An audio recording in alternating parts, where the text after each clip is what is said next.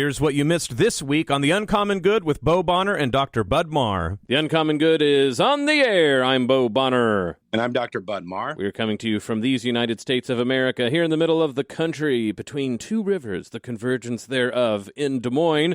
And, of course, we're coming to you from Iowa Catholic Radio. I am Bo Bonner. I do the Catholic Morning Show. It's probably where a lot of you hear me. But also do other fun things as well, like The Uncommon Good here with my friend Bud. Bud, what do you do when you're not recording radio shows and being on air? Well, I have a homework assignment for our good listeners. If you jump on your favorite Maps app and search for Catholic College Des Moines, right in the heart of Des Moines, you'll find Mercy College of Health Sciences. We train the future healthcare leaders of America. And yeah, it's a great thing. I'm the academic dean down there. 6th and Interstate 235. Please pay me a visit this summer. I'm lonely. You're like you're throwing out coordinates at this point, man. You're like, put in the what is that the kids were doing like about 5 or 6 years ago, where you would put in map coordinates and then they would like have some sort of like hangout or clue. Do you have that? Do you have like geofencing that you're wanting people to do? Like if you find these coordinates, you'll have like hidden like a sandwich or something. I should think of some Pokemon Go angle, but I do have to say, by way of confession, some people they're bored and they'll watch YouTube videos or Instagram reels. I get kind of lost in the, with Google Maps, you can like walk the streets, and it's kind of fun to try to capture like in your neighborhood, like whenever the satellite or whatever took the image, and there'll be like a kid on a tricycle or just some sort of like oddity. So it's fun to go back to like our houses in Pittsburgh and St. Louis and see like what kind of day it was when they took the images. What's interesting about that too is I think there's more than one. I know of one person specifically, but I think there's a kind of a group of this where they'll get shown a picture for like a blip, like a second or maybe 5 seconds or whatever. It's just really quick. And they've sort of memorized distinct aspects of these pictures from across the globe that they'll go then find on Google Maps where it's at. And that's crazy. I just can't believe that they can do that. But also, just when anybody goes like, oh, what about this new digital world that we'll live in soon? You're like, no, we're already completely there. There are kids, and by kids I mean 20-somethings, right, that if they get shown a blip of a picture that you're in, by the background, they'll probably be able to figure out where you're at. So you may as well just admit it. You're not gonna go walk into the woods and be able to not be found by Google Maps. But Bud, if you needed to find something on Google and that something had to do with feed and cattle, you might run into the people who underwrite our show, Imogene Ingredients. We want to say thank you for underwriting The Uncommon Good.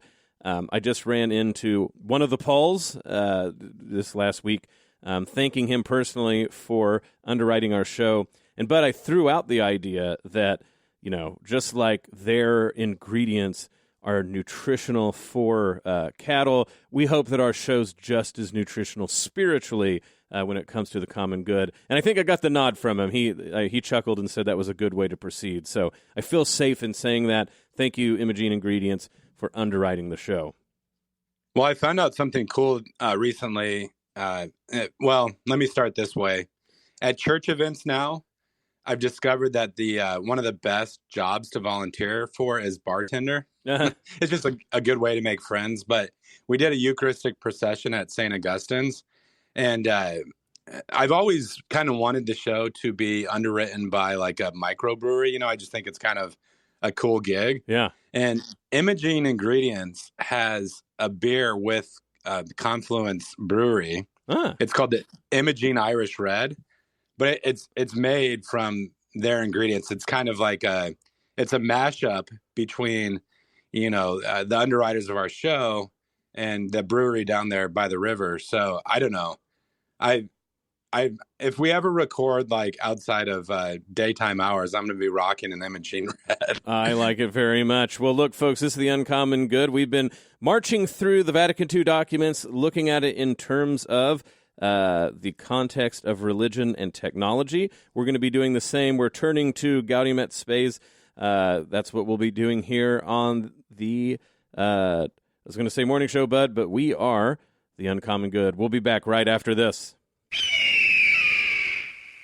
Back with the Uncommon Good, Bo Bonner and Dr. Budmar joining you this week. Thank you for listening to the show. So wonderful to have you with us. We continue our series, Thinking About Religion and Technology, and then our sub-series to that, where we're considering the documents of Vatican II through the lens of media, communication theory, technology, the big changes that were, of course, happening when those documents were made, and maybe the subsequent explosion in technological innovation and how that might make us remix how we look at these documents. But we're going to talk today about what might be, I don't want to say the most controversial document, Right. but certainly one that probably gets talked about the most. There might be specific ones, as it were, like with if you have a topic in mind, like Dignitatis Humanae, that probably gets brought up a lot in terms of like politics, church-state relations. But if you're just talking about, in general, a document that people go, Vatican II, oh, I'm thinking of blank, it's probably Gaudium et Spes. And it has sort of brought up, for a lot of people, the sort of flagship spirit, as it were, to what people think of when they think of Vatican II. So, like usually that we've been doing here, we're going to throw to your expertise. Can you give us some of the context of this document, sort of its place of where it was created within the years that the council was meeting, and then, just going forward, how different people maybe give some context to this document before we start diving into it directly? Yeah, so if you open up a book containing the documents of Vatican II, one of the first things that will jump out to you is that among the major documents, so we've been talking about the constitutions, which are seen as sort of like the pillars of the documents of Vatican II. Gaudium et Spes on the church in the modern world is certainly the lengthiest. And it was one of the last documents to be approved at the final session there. And part of it was it took some time to write. It developed out of Schema 13, one of the preparatory schemas. And so as the writing was undertaken, it sort of like expanded. It's kind of like if you remember back to high school or college days, if you were writing a paper and you really got inspired and all of a sudden you went from like writer's block to a lengthy expose. That's what happens with Gaudium et Spes. But also, I mean, one of the more controversial, just in the sense that it's treating all sorts of things. It's treating the theology of marriage and family life. It's talking about war and peace and about the economy. And you can imagine in those areas where you're moving a bit away from like revelation, qua revelation, like what we think about in maybe the creeds, to sort of like the church's application of principles with respect to like contemporary issues, you're just going to naturally run into more disagreements about, prudential judgment. So you have that sort of dynamic. But it does jump off the page even today for me, where historically, for the most part, when the church gathered in council, or even when popes spoke ex cathedra or like in a papal bull on a specific topic, their real orientation or focus was on the members of the mystical body of Christ. So at the Nicene Council, as Christology is being discussed, or later during the Middle Ages, the church may address issues or topics that kind of fall outside of its immediate purview, like the Protestant Reformation or something like that. Mm-hmm. But the language and the focus is on how do we shepherd and guide the members of the church. When you get into Gaudium et Spes, I mean, the opening is famous. The joys and hopes, the griefs and anguish of the people of our time are the joys and hopes of the church as well. Like, this is a concern for the church. But jumping down to that second section, the document comes right out and says that the goal here is not to address only the daughters and sons of the church, but the whole of humanity as well. And as it continues, so the council, expresses this solidarity with all people, this respect and love, and it hopes to enter into dialogue with all people of good faith. So, Bo, this is Gaudium et Spes. It's a tough document to unpack because it's so lengthy and it's touching on some, potentially controversial topics. But I feel like it's really apropos for our series because it immediately raises the question of genre, of ground and figure, of how does the church share the message that it's received from Jesus Christ with those who are outside of it and maybe aren't acclimated to its language. Yeah, and the idea of long documents by the church, I'm not going to act like I can sit here and tell you that, for instance, Leo XIII didn't write some long encyclicals. He certainly did. And that there's undoubtedly, you go to the documents of the Council of Trent, and certainly, again, this gets into details at length. But I'm with you that there starts to be a question genre-wise out of the gate about,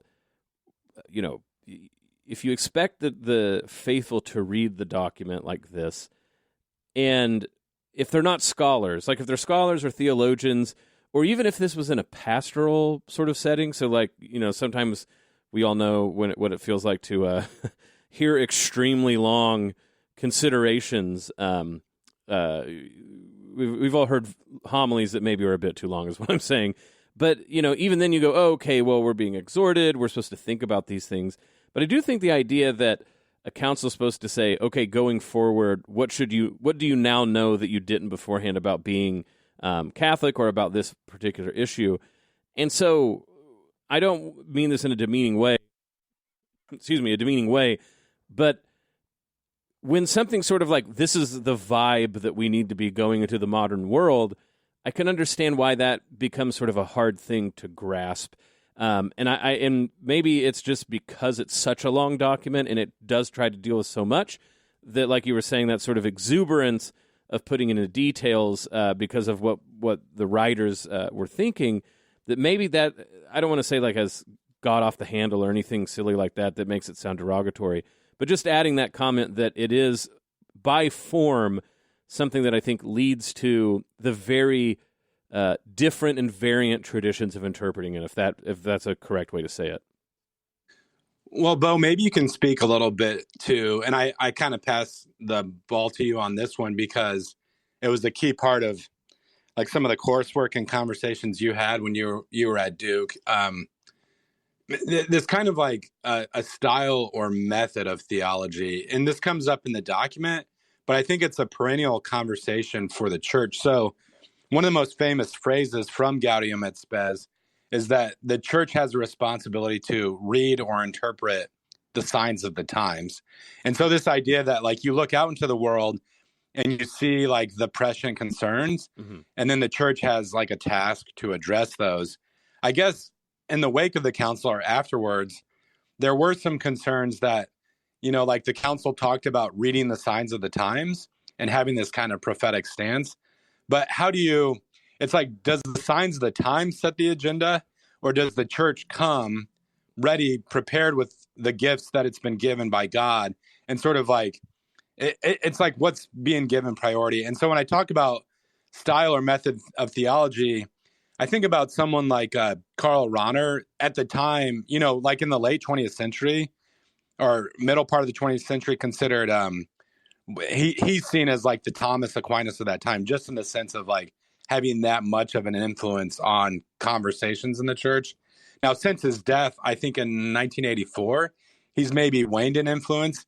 But Rahner and other theologians like Skillebeck, they had this idea of like a method of correlation, meaning rather than starting with theological concepts that may be foreign to people of the world, you sort of start with anthropology. You kind of read humanity and culture as it exists at the time, and then you correlate it with Christian ideas. I don't know your thoughts on like possibilities there, but also potential pitfalls. Yeah, this is a very difficult, bridge to walk across, hair to split. I mean, all of those sort of metaphors about taking the spirit of two things. Well, actually, taking the letter of two approaches and seeing if there's a way to spiritually bind them together or splice them or something like this. And it's certainly the case that when you talk with someone, just how language works, you don't want to, speaking with a specialized language that they don't understand will lead to nowhere. And so there's also this question about knowing your audience too. So I'm just thinking about this, Bud, as a guy who's taught composition for, quite a few years. And I think that this might be like if I was editing or if I was grading Gaudium et Spes, there's a question of if you're writing to the world, and clearly, like you're saying, Karl Rahner will bring up actually some of his own doubts he had later about some of the aspects of this document. And again, he's considered sort of like a principal spirit, as it were, to this document.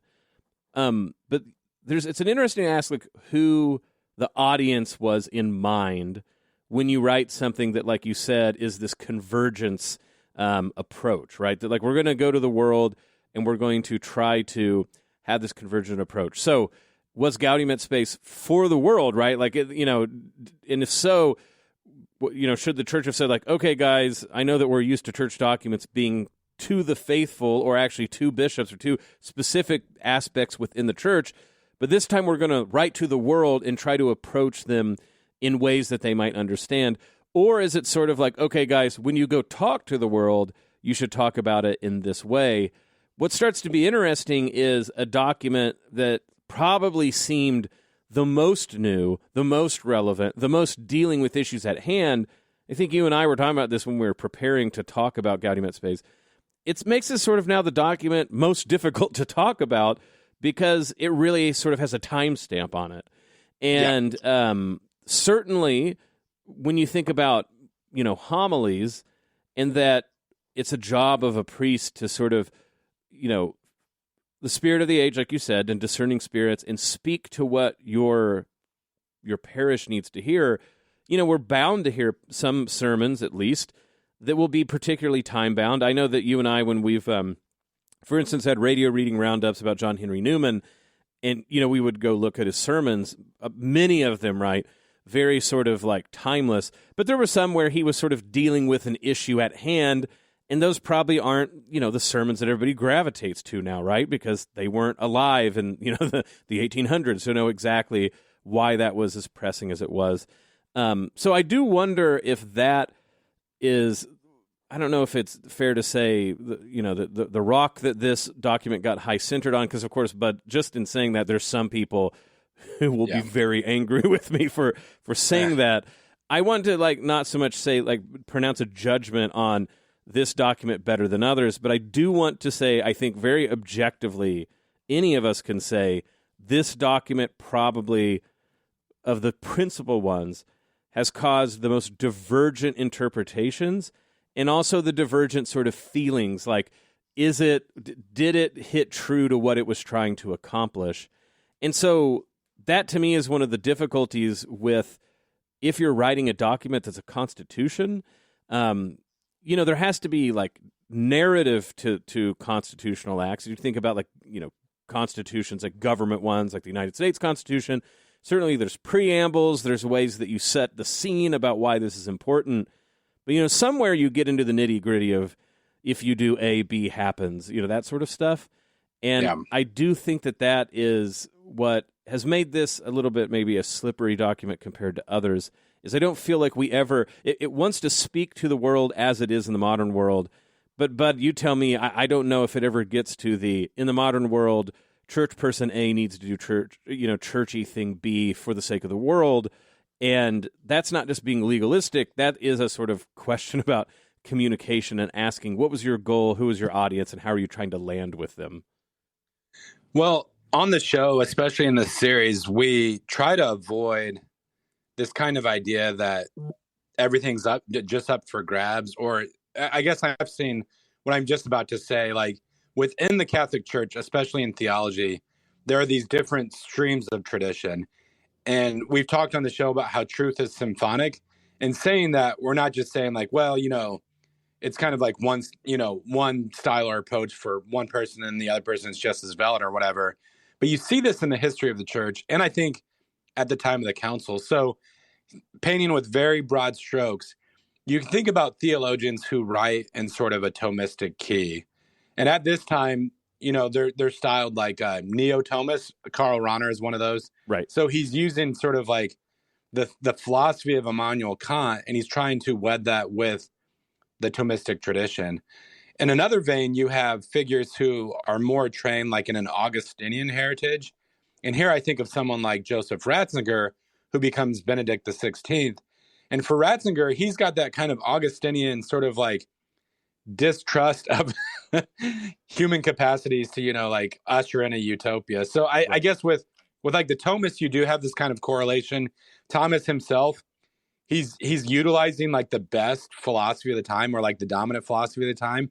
And then he's taking Christian tradition, and he's kind of like has this amazing sort of like recipe that he pulls together.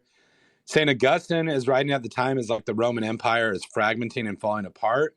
And he talks about the city of God and the city of man, like as pilgrims on this earth. Our ultimate citizenship is with the city of God, but we like our history overlaps with the city of man and all of that. And so Gaudium et Spes, I think because you've got both of those types of theologians at the council, it depends on how you look at it, but this kind of thought process is woven together, Bo. And that's where someone like Ratzinger, who becomes in the 70s, in the 80s, one of the most important interpreters of the council, he's upfront about the idea that like he starts to get a little skeptical about what's going on with Gaudium et Spes, and he worries that it starts to move towards like this overly optimistic understanding of human nature and almost like sort of in a Pelagian mode. And you can kind of see this. So I've got the document open, this thread, like at paragraph 12, it says all things on earth should be ordained to humanity as to their center and summit. And the document says believers and unbelievers both agree and recognize this. That sounds very anthropocentric, like human beings are the center of history and everything on earth should be oriented towards them. Now, you can understand that in a Catholic mode for sure, as sort of like human beings have a special place in the created order. But if it moves to a point where it's like God as the center of all things, the one to whom we owe worship as sort of like a fundamental act of justice, if that idea is lost, then, it's a false anthropocentrism. But not too many pages later, you have this affirmation that in reality is only the mystery of the Word made flesh that the mystery of humanity truly becomes clear. Christ, the new Adam, in the very revelation, the mystery of the Father and of his love, fully reveals humanity to itself and brings to light its very high calling.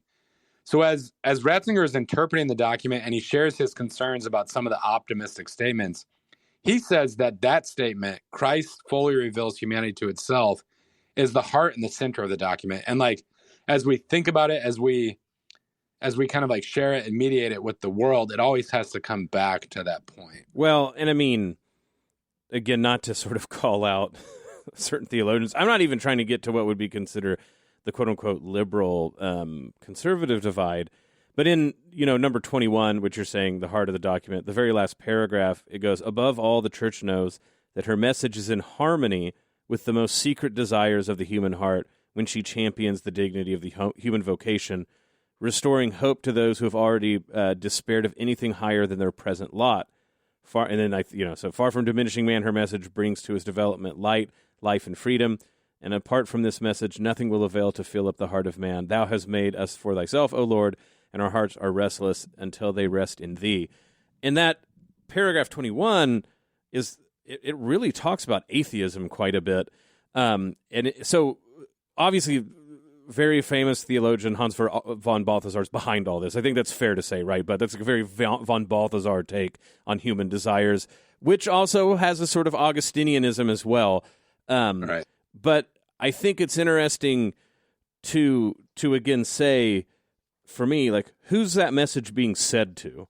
So it's like one thing if that was, if this was for the quote unquote pagans and atheists to read, that's like, but that's a totally different document than like, oh, well, the faithful are reading this.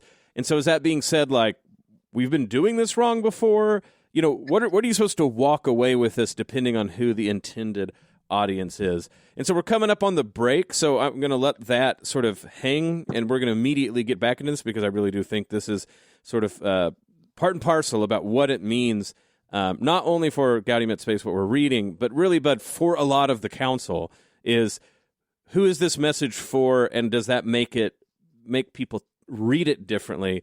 because the context makes the content at least have sort of different resonances. This is The Uncommon Good. Bo Bonner, Dr. Bud Marr. Stick around. We will be back talking about Gaudium et Spes right after this. Back with The Uncommon Good. Bo Bonner, Dr. Bud Marr joining you this week. Thank you for listening to the show. So wonderful to have you with us. So wonderful to have wonderful people like Imogene Ingredients underwriting the show. As we've said, just as their beautiful, wonderful ingredients make your livestock, I'm guessing it makes their coats shiny, Bud. I don't have proof of that. I just know it's good for them. I hope that the nourishment we do spiritually here on The Uncommon Good makes your soul shiny. So let's get to the shining here, Bud. We've been talking about Gaudium et Spes. This is part of our religion technology series, the sub-series about looking at the documents of Vatican II through that lens. And we left off with the famous, at least according to Pope Benedict XVI, paragraph 21 about the secret desires of men. And again, I don't want to overstate this. There's so much of Christianity that says the desires that we have in our hearts. I mean, they quote Augustine in that very paragraph, that even when they're sort of desires for other things, they're ultimately desires for God, and that's true.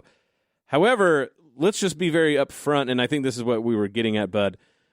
The fact that we have those desires and they should be ordered to God, but in the fallen world are not, let's just say that can be interpreted in two very different moods. And I mean moods more like the musical concept, right?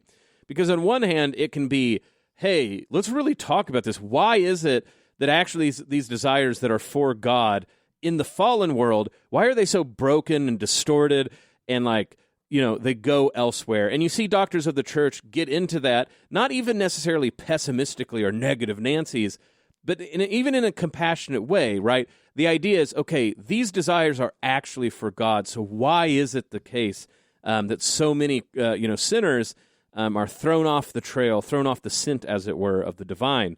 But the other way you can really interpret that is, it seems to be, golly gee willikers, isn't it great that actually all of these desires, at a moment's notice, right, could really be redirected to God if we just really sort of, have a practical pastoral strategy to do that redirecting.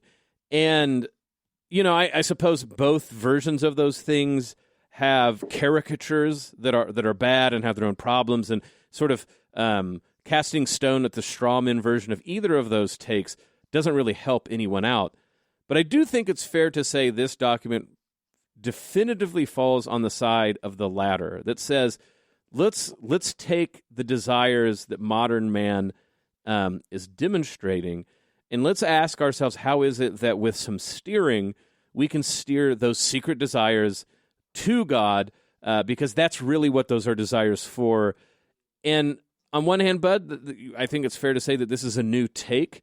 I do think ever since the French Revolution, it's fair enough to say that the church had been high on the prior mood, right? Like really trying to focus on where did things go wrong.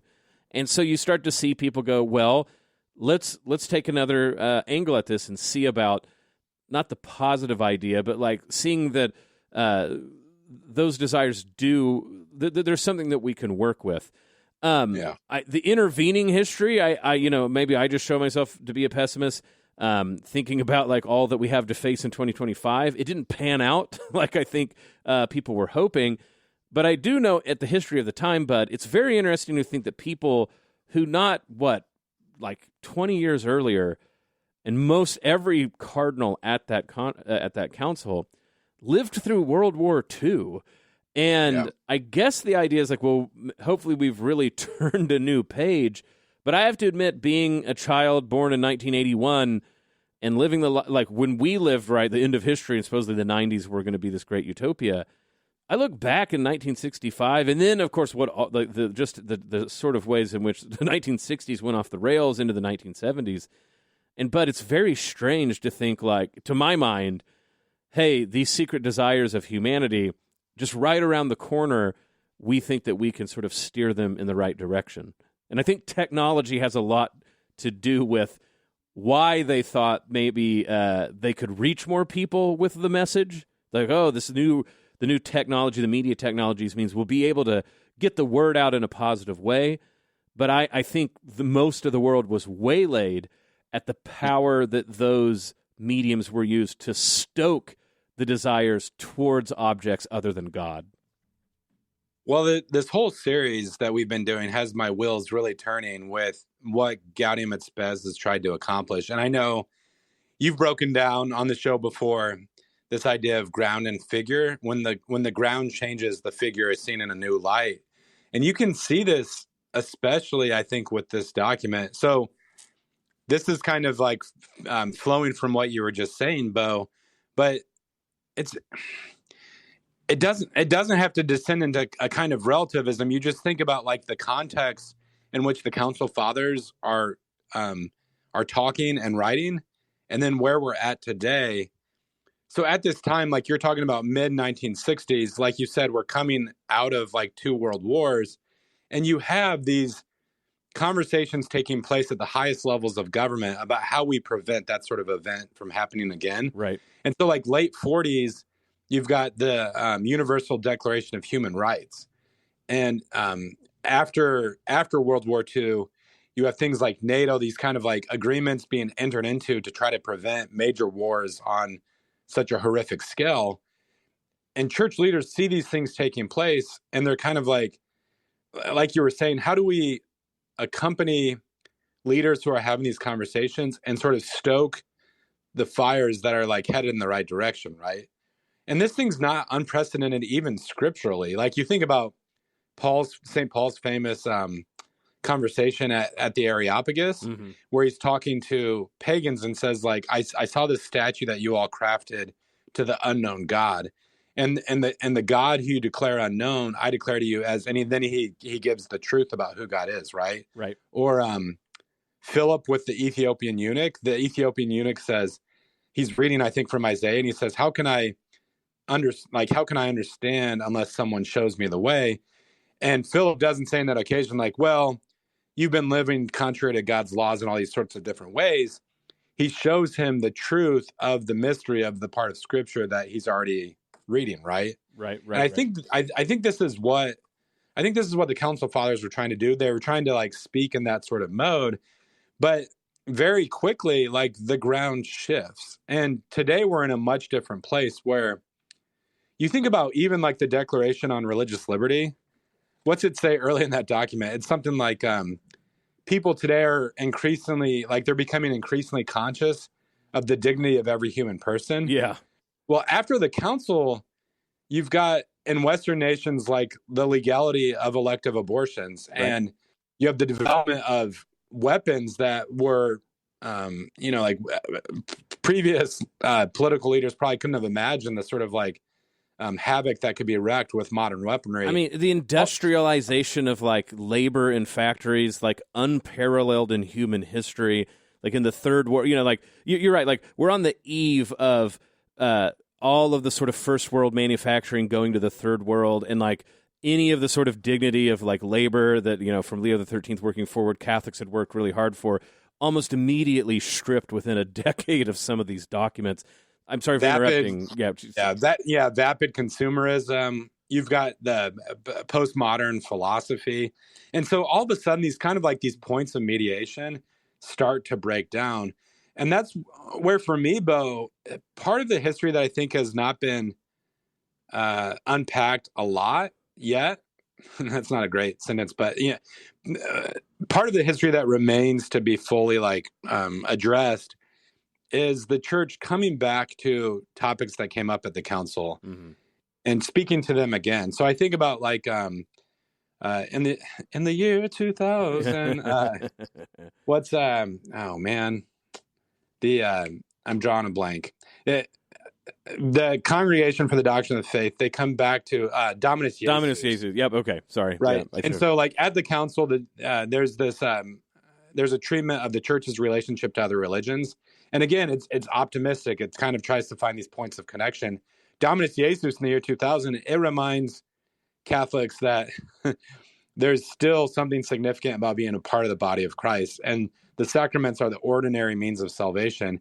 And it starts to like, in a sense, track backwards. But you could also say it's just like correcting false understandings of what the council said. Yeah, and so to make this point, we were talking about Karl Rahner and how I think a lot of people would say he's relatively representative of, if not the full exuberance, at least the spirit of a lot of how this document was written. And we've already multiplied this before, like Paul VI, the Pope that like overlooked the second part of the council, having really apocalyptic sounding language at the end of his life, talking about the smoke of Satan entering the church.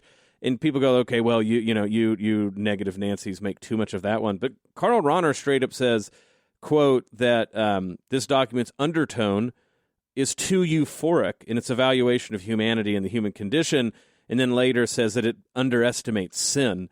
And you go, wow, so again, someone who's like really sort of interpreted as being one of the major movers of the quote-unquote spirit of Vatican II, saying those things, and you go, I don't know, man, maybe they're too in the weeds, and so, people get critical of their own work. But I give you paragraph 41 that says, modern man is on the road to a more thorough development of his own personality. And by the way, personality, extremely loaded word in the 20th century, and I don't mean that negatively. I'm saying there's a lot of ink spilled on the concept of personality. I'd actually wonder what word they use in Italian and Latin, because it's like they're like the personalist. There's a lot going into that word alone. It continues, and to a growing discovery and vindication of his own rights. And so, the rest of it talks about that, like the church reveals the mystery of God, and so the ultimate goal of man and the church's role in sort of helping humanity along with that. But I have to say, Karl Rahner is right. If you just take something like paragraph 41, it's hard to look at 1965 and onwards and think of it as at least a straight road to more thorough development of his own personality and growing discovery and vindication of his own rights. I'm not acting like nothing good happened, bud. Like we had multiple nations at that time were breaking away from like the British Empire and the French Empire, and like so there was independence movements.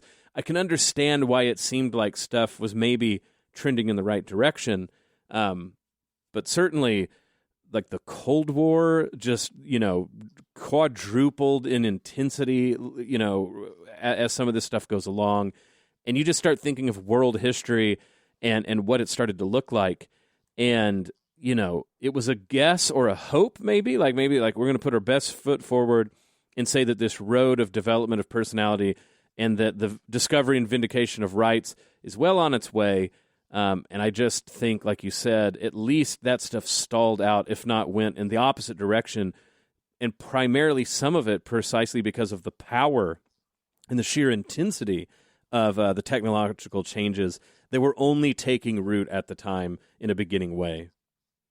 Well, and I think for myself, then, the document is kind of at its best when it comes back to fundamental theological convictions. Right. And so, like, for instance, in the whole passage that's talking about our responsibilities as Christians in the world, the document stops to remind the readers that as Catholics, we have no lasting city here, but we seek the city which is to come. Mm-hmm. So it takes this call to transform the world with the gospel and says, like, but remember, there's this eschatological orientation, and our ultimate destiny is the city which is to come. And that's where, Bo, I think I have an analogy that will work on the radio with respect to what I've been saying about different traditions. Mm-hmm. It's kind of like in a good marriage, right? Like if I were to parent my children and it was only me, they would just receive like a certain kind of parenting. Right. But Rachel has these kind of gifts and graces. I mean, in my marriage, it's in spades, but like where, like she provides things for the kids that I wouldn't be able to do in the same kind of key. Or, you've got your OKC Thunder in the NBA Finals. I think you think about like an amazing basketball team. Michael Jordan, during the early part of his career on his own, an amazing player. But it wasn't until the Bulls added pieces like Scottie Pippen and who was the guy who wore the goggles? Oh, Horace Grant. Horace Grant, that they finally made it over the top. And it's like Jordan had to be complemented by these other pieces. I see this happening. Like, this is a really interesting conversation to have even today, mm-hmm. because you think about Pope Francis, the most recent Holy Father, and then Leo's ministry getting underway.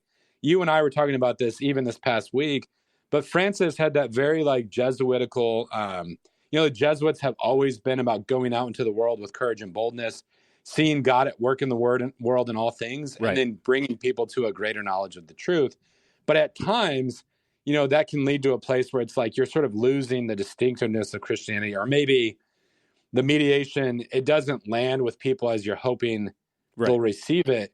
So you have someone like Leo who he's part of an Augustinian order, and he's trained in that mode of theology.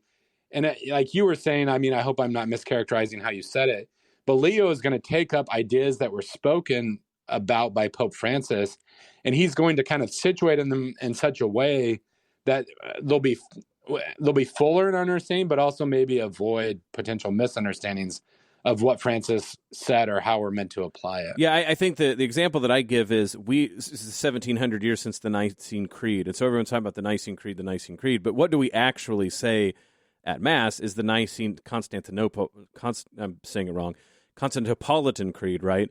And the idea is that there were creeds, what came afterwards sort of gave the definitive reads, but it was the spirit of Nicaea, as it were, right, that shines through. But these later interpretations help us sort of, like you say, tie up loose ends, as it were, that were obviously there because of all the debates that happened after Nicaea. But in a way, when Leo XIV very recently said, hey, before you are a believer, you need to be human, which is just really practical advice.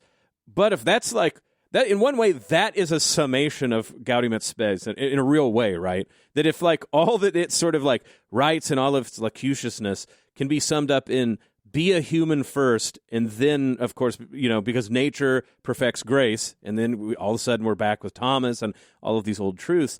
In some ways, like if that's what gets carried forward, and we go, Vatican II was important at the time for making people remember that, then like, more power to it, right? Because I think that's exactly something that's important to think about. On the other hand, and I think we're going to have to talk about this in a second episode, but the entire second half of Gaudium et Spes is very interesting, especially with our topic about getting into the technicalities of social forms and culture. Yeah. But it is certainly the case that when you hear people who want to criticize the church for being too willing to being like just an NGO or like a nonprofit like any other, they probably go look to the second half of this document and try to vindicate what I could see as sort of a flattened view of like, oh, well, the church provides goods and services for humanity. But it's certainly not the case if you sort of read the document in its totality. It's like you said, at multiple points, it's extremely theological. In paragraph 42 and 43, they're full bore talking about the two cities of God and the responsibilities of both. And it's times, but it sounds like a medieval theologian talking about like the two swords. But when you have a document this long, right, bud, you can sort of decide to look at one thing or another. But we got about less than 2 minutes. Is there any one thing you want to say to put a pin in our discussion before we pick it back up in the next episode? Yeah, just by way of summary, I think when we read something like Gaudium et Spes, there is a temptation, especially among certain Catholics, and I would include myself in that group, to say like, why did the church have to make it so complicated or like nuanced? Couldn't have, like, maybe it should have just thrown flames all the time. But Bo, I think in reading this document and talking about it with you today, this is not something new. It's like a perennial challenge for anyone who feels called to follow Jesus Christ. And so I think back to the first century. At one moment, our Lord tells his followers, "Behold, I send you out as sheep in the midst of wolves. Therefore, be wise as serpent and innocent as doves." Yeah. And so there's this calling, like the message is going to fall on deaf ears sometimes. And other occasions, it's going to turn folks against us. But we have to combine both this kind of like cunningness with a sort of innocence. And you think about the parables, like on one level, the parables, it's like if there was ever a kind of mediation, Christ uses these stories that are from everyday life to communicate the gospel. Yeah. But then at one point he turns to his disciples and says, you know why I use parables? So they don't understand. Hearing, they won't understand. Yeah. Seeing, they will not perceive. And so there's this kind of like paradoxical the message is always given to us where if we cooperate with the grace given, we'll be led into all truth. But until the last day, there will be the mystery of iniquity. And in the midst of that context, we have to be wise as serpent and simple as doves. Amen. This is The Uncommon Good. We'll be back right after this. Back with The Uncommon Good. Bo Bonner and Dr. Budmar joining you this week. Thank you for listening to the show. Thank you to Imogene Ingredients for making the show possible, underwriting the show. Bud, as I always say, if they make scrumptious, nutritional products for your cattle, I would say, in a spiritual way, I felt nourished by having this discussion of Gaudium et Spes. We've been doing the grand arc of a series on religion and technology, the sub-arc about the Vatican II documents. I know we'll be dealing with this document one more time next week, but yeah, I really do feel like I've come to not a completely different understanding, but it's been really helpful, like you said, to talk through some of these especially longer documents, because I think sometimes when you're reading these gargantuan documents, there sort of is a sort of snowball effect where there seems to be this like one dominant message, but the more you sort of talk with someone like you start to see that, yeah, maybe it really is a very human thing to try to figure out how to do two things at once. And, you can only say what you're embedded in time to say. And certainly it just gives a new spin to what I've heard about these documents for most of my career. Well, I don't want to act like we're, these complete vanguards or something. There have definitely been writers who have talked about like the genre of the documents and things like that. But I think what you're kind of thinking through these days with media ecology and things, it really is like fertile ground for addressing the council and some of the debates that have taken place since that time. I think it's one of those points in church history where you really have to be attuned to kind of like the context and what's going on. And then in bringing it into our own day, guiding folks down a similar path to fully understand like what took place. Absolutely. Well, what are some things that people can do in our day and age to join the prayer life here on Iowa Catholic Radio? Right. I think the sort of like landmarks for thinking about praying the rosary with us are easy to remember. 4:30 a.m., 10 a.m., and 8:30 p.m. The rosary is prayed on air. In the afternoon, 2:57, right before 3 p.m., we do the Divine Mercy Chaplet. But you can also patch into the Iowa Catholic Radio app to pray the rosary anytime, anywhere. If you want to make sure to be a part of the life of Iowa Catholic Radio, you can go to iowacatholicradio.com to the events page, check out what's going on. Just a few that you can think of, put in your noggin to remind yourself of what's coming up. On June 13th, the Man Up West Power Lunch will have newly made Deacon Stanley Asjes talking about being a seminarian and the process of ordination and all of what that means to him. Also, on June 28th, the Central Iowa Ride for Life, 2025 Biking for Babies, Central Iowa Ride for Life. June 28th, 7 a.m. is when it starts at Mass, and then you can bike. But you can actually bike all sorts of different mileages there. It makes my knees hurt looking at it. Then in July 19th, Praise in the Park put on by the Diocese of Des Moines. That'll be at noon at the Jamie Hurd Amphitheater. Food trucks, fun and games, Mass, adoration, and praise and worship with the band Array of Hope and 2 speakers. So make sure to go over to iowacatholicradio.com to check that out. This ministry is more than the folks just behind the mics, the boards, and the desk. It's your ministry as well. Make sure to support it, of course, through prayer, the prayer that underwrites and undergirds all of Iowa Catholic Radio is amazing, and we want to say thank you for all of those prayers. Thank you for all the volunteer hours that people put in, but of course your material donations make the foundations of this ministry happen. You can go to iowacatholicradio.com, hit the donate button, or you can call or text 515-223-1150 to donate to Iowa Catholic Radio. Also, if you go to iowacatholicradio.com and hit the business sponsor pages, you'll see the businesses that underwrite our shows, and maybe give them a call or visit or just through social media. Tell them thank you for doing that for Iowa Catholic Radio. But as always, it's a fun adventure to dive into these texts together, so thanks for making the time to come do it. Right. Thanks for that, Bo.